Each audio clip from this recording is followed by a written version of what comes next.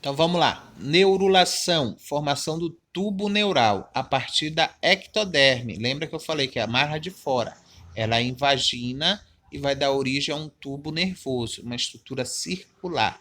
Aí vai dar origem, nos cordatos mais evoluídos, vai dar origem à medula espinhal e a notocorda, né? Então dá origem ao tubo nervoso e à notocorda. Tubo neural, cordão nervoso, formará o sistema nervoso, tá? Notocorda. Bastão flexível que serve para sustentar. Nos vertebrados, vai ser substituído pela coluna vertebral, que vai envolver o tubo nervoso para proteger o tubo nervoso, tá bom? Após a neurulação, os folhetos embrionários continuam a diferenciar-se. Lembra que eu falei? Especializar. Dependendo da sua posição, ele vai se especializar em uma ação, em uma atividade, originando os tecidos diferenciados do embrião. Olha aí como a gente pode ver. A gente está vendo aí em azul a estrutura mais externa, né? E aí ela entra. Tem o vermelho e tem o amarelo. Essas estruturas azuis que entraram vai organizar os tecidos do sistema nervoso, que é chamado de neurulação. Então, os neurônios são formados a partir de estruturas de fora, a exoderme, tá? Então, o ectoderma forma o tubo nervoso, endoderma, tubo digestório, e a mesoderma forma todos os demais materiais. Dos anfíbios eu vou pular, que não é tão importante para vocês. Essa estrutura do tubo nervoso, ela pode ter um espaço vazio, tá? Esse espaço vazio é o que a gente chama de celoma, tá? É onde vai ser acomodado os órgãos. Eu tenho dois tipos de espaço vazio.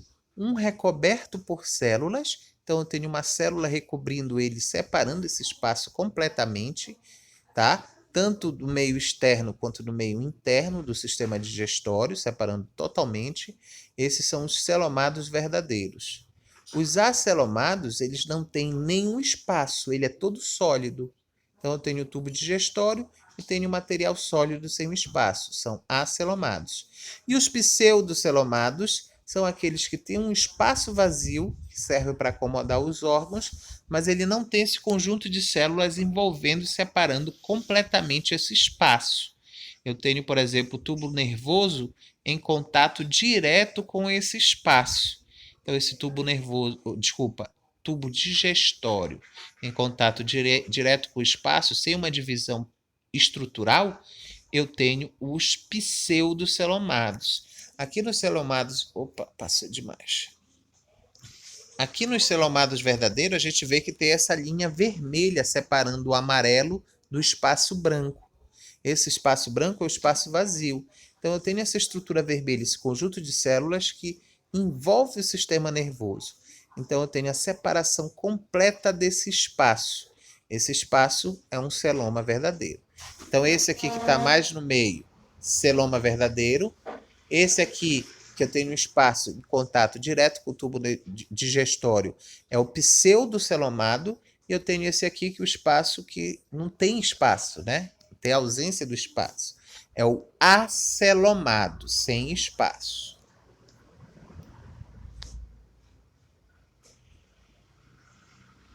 Então, olha lá, os diblásticos, né? E eu tenho os triblásticos. Só se forma espaço nos triblásticos. Plateomínteos são acelomados, pseudocelomado, neumatelmintos, celomados verdadeiros, né? Moluscos, anelídeos, artrópodes, equinodermas e nós cordados.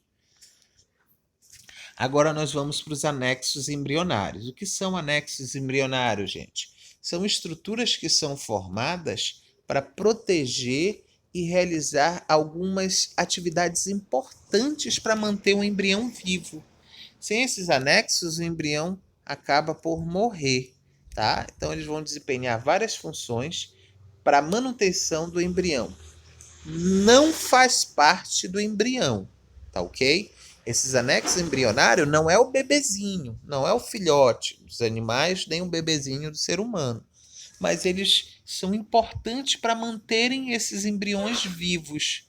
Então, essas estruturas que não fazem parte do corpo do bebê e não fazem parte do corpo da mãe são chamados anexos embrionários. Eu tenho dois tipos de anexos embrionários: os mistos, que são feitos por parte da célula da mãe e do bebê, e os que são de origens da mãe, normalmente, tá? Olha lá, anexos embrionários, definição: estruturas que surgem a partir dos folhetos embrionários, mas que não fazem parte do corpo do embrião. Ocorrem em alguns peixes e em todos os répteis, aves e mamíferos. Eu vou ter algumas diferenças. Répteis e aves é tudo igual. Os anexos embrionários de répteis, os anexos embrionários de aves são todos iguais. Eu tenho um outro vídeo aí que eu mostro justamente os ovos de uma ave que é idêntico dos répteis. Que aí depois eu vou passar para vocês, que é tipo uma aula prática, eu quebrando o ovo e mostrando isso daí, tá bom? Então, de aves e répteis são idênticos, os de mamíferos são um pouco diferentes, tá? Então a gente vai ter que conhecer. Mas eles têm uma mesma origem embrionária, eles só se diferenciam por algumas questões, principalmente se fundem, tá? E eles são mais presentes nos seres vivos terrestres. Nos seres vivos aquáticos, esses anexos embrionários não são tão presentes. E existe uma questão. A maioria desses anexos embrionários surgem para proteger o embrião para se desenvolver em ambiente terrestre. Então, animais que têm os filhos na água, né? Peixes aquáticos, né, ou animais aquáticos, ou o anfíbio, que é terrestre, mas tem o seu filhote na água, eles têm praticamente ausência de anexos embrionários. Ele só vai ter a vesícula vitelínica. O que é a vesícula vitelínica? É o vitelo, é o alimento. Então, essa vesícula ela serve para guardar o alimento do embrião. Então, esses peixes só vão ter a vesícula vitelínica. Já os seres vivos terrestres, completamente terrestres, que têm os seus filhos, nascem na Terra, eles vão ter outros anexos embrionários para proteger esse embrião contra principalmente a desidratação. Então, esse embrião, para nascer na Terra e não morrer, não perder muita água e morrer, ele vai ter que ter esses outros anexos embrionários. Quais são esses anexos embrionários? Âmion, né? O âmion ele vai ser uma estrutura, tá? A gente vai ver cada um mais na frente. Então nós temos o âmion, o córion e o alantoide. Cada um deles vai desenvolver uma função importante para manter o embrião fora da água, tá? Para a sobrevivência do embrião fora da água. É isso que eu quero que vocês entendam. Vesícula vitelínica serve para guardar o alimento e os outros três servem para a sobrevivência do embrião na água. Em mamíferos vivíparos, o alantoide, que quer dizer vivíparos? Esqueci, vocês podem não saber. Vivíparos são aqueles indivíduos que o filhote nasce vivo, né? Então, em mamíferos vivíparos, o alantoide e o córion associam-se à mucosa uterina, formando a placenta, tá? Então, eles também são chamados de mamíferos placentários, porque eles têm essa placenta. O que é a placenta? É justamente a estrutura que vai passar tudo o que o embrião precisa da mãe para o filho, pro filhote. Então ele precisa de oxigênio, precisa de alimento, precisa eliminar as suas excretas. Então quem vai fazer isso é a placenta, tá bom? Então vamos lá. Vesícula vitelínica, primeira estrutura, primeiro anexo embrionário. Estrutura que envolve o vitelo, tá? Então vai ser como se fosse a reserva de alimento. Exerce importante papel no processo de nutrição. Então serve para nutrir o embrião. É a comida do embrião, tá? Então ele vai guardar o vitelo para o embrião se alimentar. Lembrando que seres vivos que passam muito tempo para nascer, né? Eles precisam ter muito vitelo. Se não tem contato com a mãe, não recebe alimento da mãe, então ele vai ter muito vitelo. É o caso dos ovos, né, da galinha. Por isso que justamente nós podemos consumir esses ovos e ter muitos nutrientes nele para nos alimentar, tá?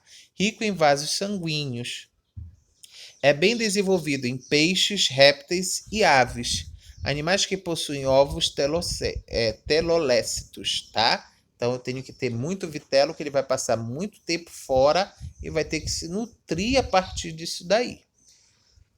Nos mamíferos, ovos alécitos, a vesícula viteliana é preenchida por líquido e não tem significado no processo de nutrição, resquício evolutivo.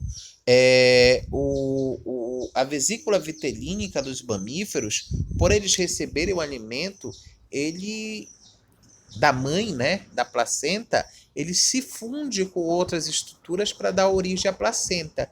Então ele não tem função de guardar o vitelo, porque o alimento vem direto da mãe, né? Todo mundo já ouviu isso. Ah, eu tenho que comer mais porque eu estou comendo por dois. Então a mãe vai comer, parte do alimento que ela come vai para o bebezinho. Mas isso não acontece com a galinha. A galinha não come o alimento e passa parte do alimento dela pela casca do ovo para o filhote. Então ela vai ter que ter uma reserva de alimento. Então, na galinha, a vesícula vitelínica é muito grande, é muito desenvolvida. Já na nossa mãe, né, nos mamíferos placentários, no homem, não. A mãe vai ficar passando alimento a todo momento para os seus filhotes. Então, justamente, é pouco desenvolvida, é mais um vestígio, tá? Nos anfíbios, o vitelo fica restrito aos macrômeros e, portanto, não forma uma vesícula vitelínica típica. Então, não tem uma vesícula propriamente dita nos anfíbios, né? Sapos, cobra cega, rãs, Amnion e Corion, tá? De novo, aí eu vou ter uma diferenciação também dos animais placentários para os animais não placentários, como no caso da galinha. Então, eu vou sempre comparar o ser humano com as aves em relação a Amnion e o Corion. Surgimento dos répteis se manteve nas aves e nos mamíferos, tá? Então, os dois surgiram nos répteis, foram os primeiros animais a ter esse anexo embrionário e foram mantidos. Amnion, tá? Membrana que envolve o embrião como um saco, delimitando uma cavidade denominada cavidade amniótica, que é preenchida por um líquido chamado de líquido amniótico. O amnion, ele serve para proteger o embrião de não morrer. Ih, o vídeo ficou grande. Para não morrer desidratado, tá? Eu vou pausar aqui e vou gravar outro.